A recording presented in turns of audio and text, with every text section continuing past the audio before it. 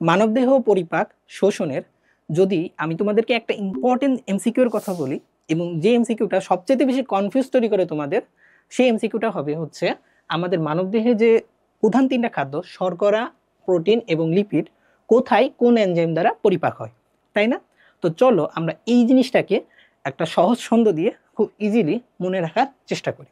তো প্রথমে আমি দেখো লিখে রাখছি মানবদেহে কোথায় কোথায় আমাদের খাদ্যগুলো পরিপাক হয়।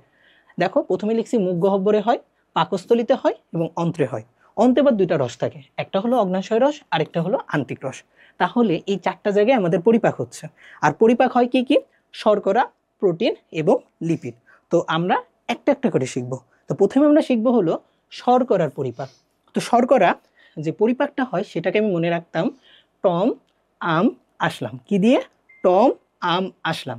এখন খেয়াল করো, আমি মুখ গহ্বরে শর্করা পরিপাকের যে এনজাইমগুলোর নাম সেটাকে টম দিয়ে মনে রাখছি। টতে কি ভাইয়া? টতে হলো টায়ালিন। আর মটে কি? মটে হলো মল্টেস। তার মানে শর্করা মুখ গহ্বরে পরিপাক করে যে এনজাইম তার নাম কি? টায়ালিন এবং মল্টেস।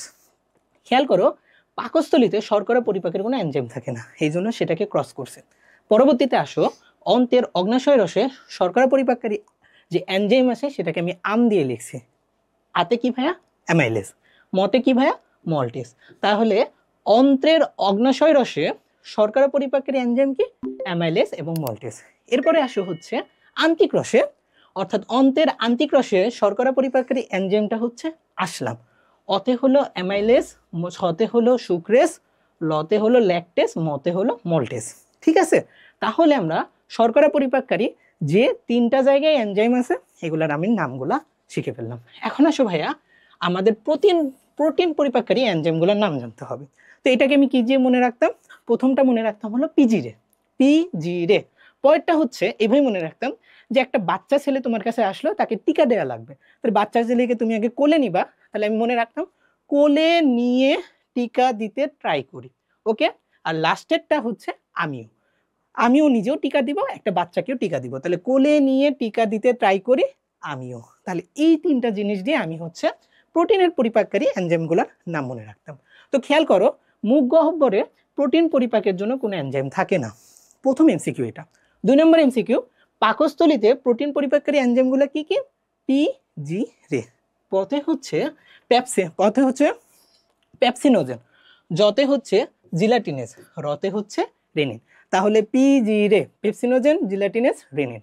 এরপরে আসো হচ্ছে অন্তের অগ্নাশয় রসে কি আছে ভাইয়া? কোলে নিয়ে টিকা দিতে ট্রাই করি। এখন কতে হলো কোলাজেনেস। এরপরে হচ্ছে টিকা, এই টিতে হচ্ছে টাইমো ক্যাপসিন, টিতে হলো টাইমো ক্যাপসিনোজেন বা টিপসিনোজেন। ওকে? এখন করি, এই করিতে হচ্ছে কাইমো টিপসিনোজেন। তারপরে বাকি আছে কি? দিতে এবং টাই। দিতে ডাইপেপটাইডেস, টিতে হচ্ছে ট্রাইপেপটাইডেস। তাহলে আমি কি বললাম? কোলেতে কোলাজিনেস, টিতে হচ্ছে টিপসিনোজেন, কতে হলো কাইমোটিপসিনোজেন, দিতে এবং ট্রাই ডাইপেপটাইডেস, ট্রাইপেপটাইডেস। ওকে? আর আমিওতে হলো অ্যামাইনো পেপটাইডেস। তাহলে আমরা এই আমিওটা কোথায় আছে বলো? আন্তিক রসে আছে। তাহলে আমরা প্রোটিন পরিপাকের এনজাইমগুলা যে বিভিন্ন জায়গাগুলোতে আছে সেগুলো শিখে ফেললাম। এখন আসো আমরা লাস্ট যে জিনিসটা শিখবো সেটা হচ্ছে লিপিড পরিপাককারী এনজাইম। তো প্রথমেই বলে দিই, লিপিড পরিপাককারী এনজাইমও কিন্তু মুখ গহ্বরে নাই। ওকে? এখন আসো পাকস্থলীতে লিপিড পরিপাককারী এনজাইমের নাম হচ্ছে পালা। পালা, হোয়াট ইজ ইট? পথে হলো পাকস্থলী, লতে হলো লাইপেস। অর্থাৎ পাকস্থলী লাইপেস পাকস্থলীতে লিপিড পরিপাক করে। ঠিক আছে? এখন আসো অন্তের অগ্নাশয় রসে লিপিড পরিপাকের এনজাইমকে মনে রাখতাম ফোকলা দিয়ে। কি দিয়ে ভাইয়া? ফোকলা দিয়ে।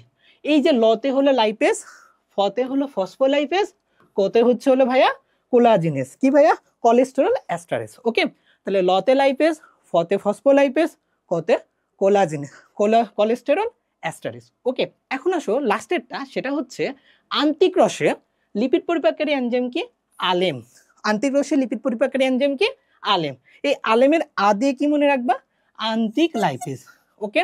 লতে হচ্ছে লাইপেস আর লেসিথিনেস, মতে হলো মনোগ্লিসারাইড। ঠিক আছে? তাহলে অতে কি? আন্তিক লাইপেস, লতে কি? লেসিথিনেস, মতে কি? মনোগ্লিসারাইড। তাহলে তুমি যদি এই ছন্দটা মনে রাখতে পারো, পালা, ফোকলা, আলেম, তাহলে কিন্তু লিপিড পরিপাকের এনজাইমও তোমাদের হয়ে যাবে।